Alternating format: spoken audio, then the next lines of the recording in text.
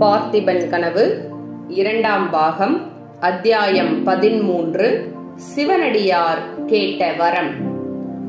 ராணி மூர்ச்சித்து விழுந்ததும் சற்று தூரத்தில் நின்ற தாதிமார் அலறிக்கொண்டு ஓடி வந்து அவளை சூழ்ந்தனர். சிவனடியார் நில்லுங்கள் என்று அவர்களை தடுத்து நிறுத்திவிட்டு தமது கமண்டலத்திலிருந்து தண்ணீர் எடுத்து அவளுடைய முகத்தில் தெளித்தார். உடனே மந்திர சக்தியால் எழுந்தது போல் அருள்மொழி கண் விழித்து சிவனடியாரை பார்த்தாள். சுவாமி, எனக்கு என்ன நேர்ந்து விட்டது என்று மெலிவான குரலில் கேட்டாள்.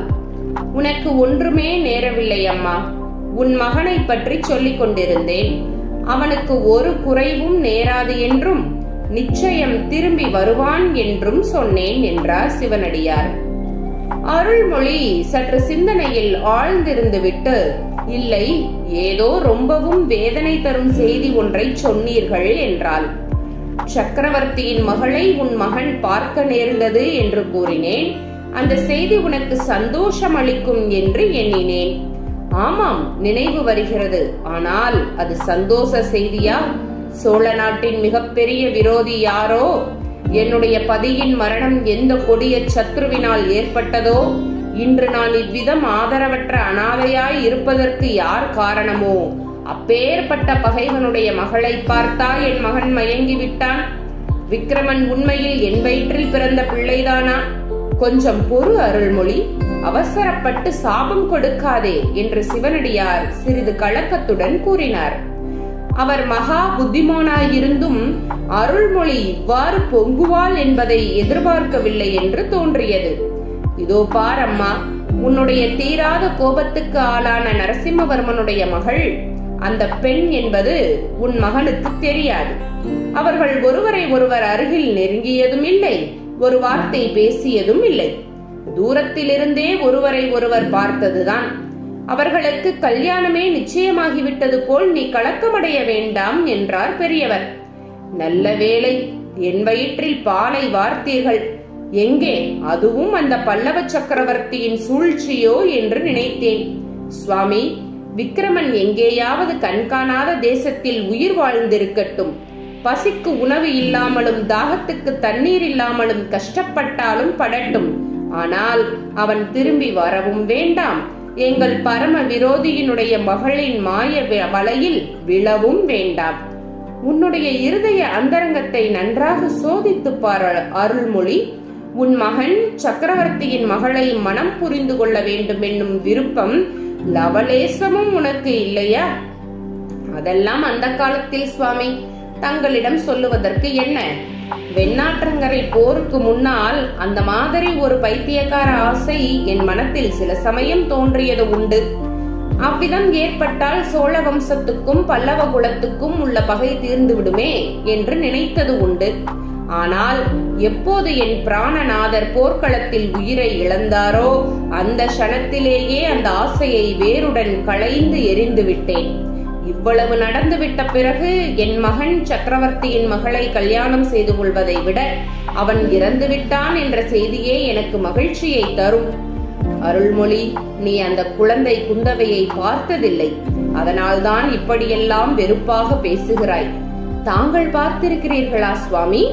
பார்த்திருக்கிறேன், நெருங்கி பழகியும் இருக்கிறேன்.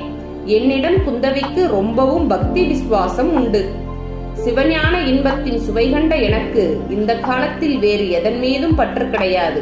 ஆனால் அந்த குழந்தையின் பாசம் மட்டும் போக மாட்டேன் என்கிறது.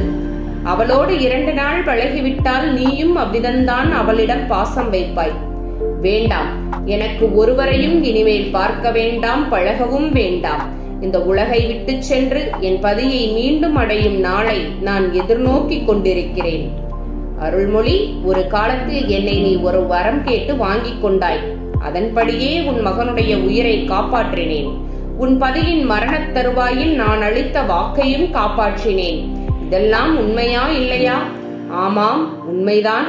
அதற்கெல்லாம் பிரதியாக இப்போது நான் உன்னிடம் ஒரு வரம் கேட்கப் போகிறேன். அதை நீ தட்டாமல் கொடுக்க வேண்டும்.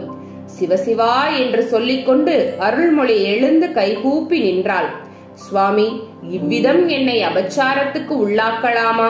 அடியாளிடம் தாங்கள் வரம் கேட்பதா? எனக்கு கட்டளையிட வேண்டியவர் தாங்கள் என்றாள். சரி, கட்டளையிடுகிறேன். அதை தட்டாமல் நிறைவேற்ற வேண்டும். தங்களுடைய வார்த்தையை நான் தட்டுவேனா? ஒரு நாளும் இல்லை. அப்படியானால் சொல்லுகிறேன், கேள். என்றைக்காவது ஒரு நாள் சக்கரவர்த்தியின் மகள் குந்தவி உன்னிடம் வருவாள். அவள் தாயில்லா பெண். தாயின் அன்பு இன்றி அவளுடைய இருதயம் உலர்ந்து போயிருக்கிறது. அதனால்தான் அம்மா, எனக்கு கூட அவள் மேல் அவ்வளவு பாசம்.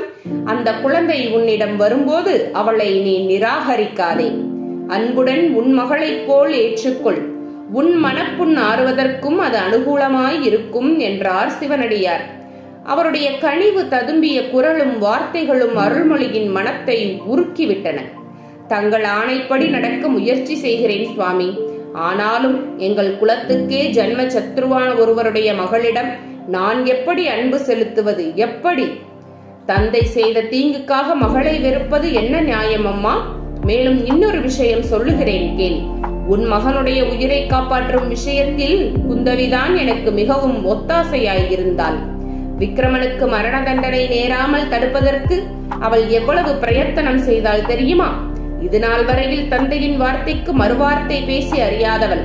விக்ரமனுக்காக சக்கரவர்த்தியிடம் எவ்வளவோ சண்டை பிடித்தாள். அப்படியா சுவாமி?